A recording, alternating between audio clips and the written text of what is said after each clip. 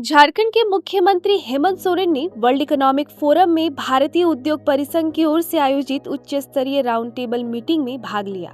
मौके पर वैश्विक नीति निर्माताओं, उद्योग जगत के नेताओं एवं संस्थागत निवेशकों को सीएम ने संबोधित किया।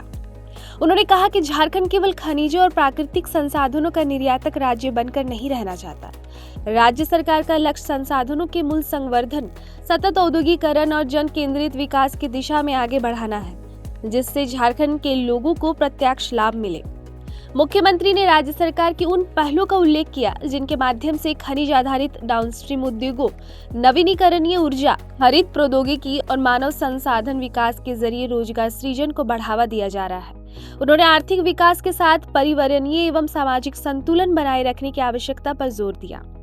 मुख्यमंत्री ने झारखंड की विशाल और अब तक की काफी हद तक अप्रयुक्त पर्यटन संभावनाओं पर भी प्रकाश डाला। उन्होंने कहा कि राज्य इको टूरिज्म, प्राकृतिक आधारित पर्यटन और सांस्कृतिक पर्यटन को सतत विकास के एक महत्वपूर्ण स्तंभ के रूप में विकास करना चाहता है, जिससे स्थानीय स्तर पर रोजगार सृजित हो और प्राकृतिक एवं सांस्कृतिक विरासत का संरक्षण सुनिश्चित किया जा सके।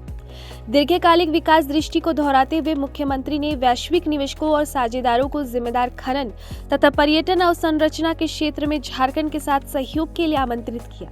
वर्ल्ड इकोनॉमिक फोरम की बैठक के दूसरे दिन झारखंड ने ऊर्जा के उत्पादन, उपभोग और सतत विकास और क्षेत्रीय नेतृत्व से जुड़े वैश्विक संसाधनों में मुख्यमंत्री हेमंत सोरेन के नेतृत्व में अपनी सशक्त उपस्थिति दर्ज कराई, जिन्होंने अंतर्राष्ट्रीय नीति निर्माताओं, निवेशकों और वैश्विक संगठनों के साथ कई महत्वपूर्ण चर्चाओं में भाग लिया।